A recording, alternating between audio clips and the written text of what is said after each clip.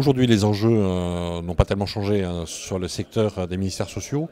En revanche, beaucoup de nouveautés depuis notre dernière rencontre. Il y a eu une feuille de route de la transformation numérique en santé, du virage numérique en santé, donc pilotée par Dominique Pont et Laura Le Tourneau, qui sont à la tête de la délégation du numérique en santé au ministère. Je suis là en appui sur la partie cybersécurité. Et effectivement, la redéfinition prend l'image d'une maison en expliquant que les fondations d'une maison, si l'on veut transformer quelque chose, c'est l'interopérabilité et la sécurité. Donc ce sont deux plans non négociables si l'on veut que la maison tienne dans le temps. Donc aujourd'hui en matière d'interopérabilité et sécurité, il y a beaucoup de travaux en cours, donc avec cette délégation du numérique en santé, avec l'agence du numérique en santé qui est son bras armé sur différents projets, et puis toujours un travail en collaboration pour la partie sécurité avec et l'agence du numérique en santé et l'agence nationale de sécurité des systèmes d'information. Donc où l'on a proposé un plan de renforcement des hôpitaux qui va s'inscrire dans le cadre d'un autre projet ministériel qui s'appelle le programme Open, qui est proposé aux hôpitaux, qui inclut des briques de sécurité. Et puis un plan de renforcement, donc la cellule dont j'avais parlé, puisque nous recueillons tous les incidents de sécurité qui touchent les structures de santé, nous a permis d'établir des fiches réflexes, de voir des grandes constantes de ce qu'il faudrait améliorer. Et donc il est proposé aujourd'hui un service, par exemple, de cybersurveillance. Ce service de cybersurveillance permet de vérifier, de regarder un petit peu les portes ouvertes d'une structure de santé sur Internet. Alors très clairement, les moyens majeurs, donc c'est cette offre de service de cybersurveillance qui vient en complément d'offres de prestataires que l'on peut trouver par ailleurs. Il y a une offre de service qui est proposée par l'ANSSI également, donc pour auditer une partie de nos systèmes d'information.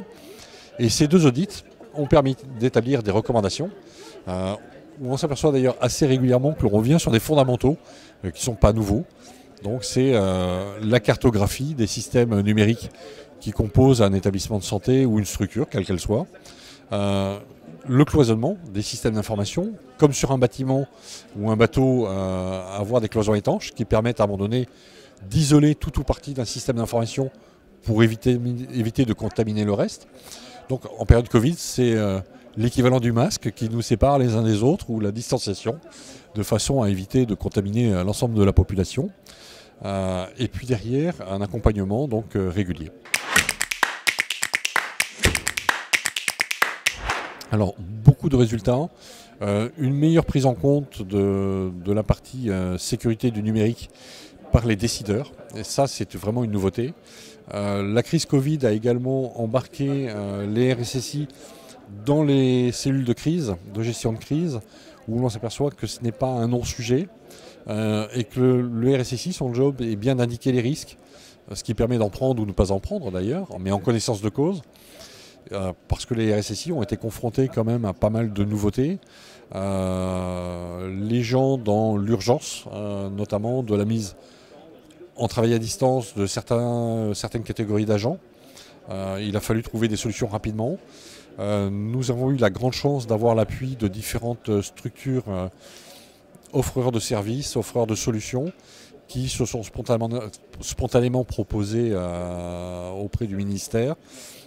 Et qui ont, alors pour les gens qui aiment bien le terme cyber, je dirais ont développé inventé le terme de cybersolidarité, venant en appui des établissements de santé. Donc les premiers qui sont venus vers nous pour proposer une offre de service, je ne vais pas citer de marque, je vais les citer tous, mais ça va être un peu long.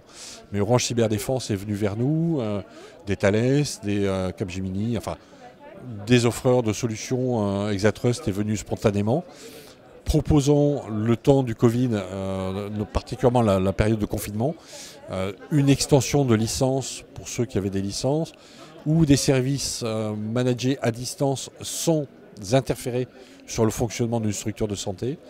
Et c'était vraiment un travail en étroite collaboration. Et je les en remercie parce que ça nous a permis de gagner beaucoup de temps.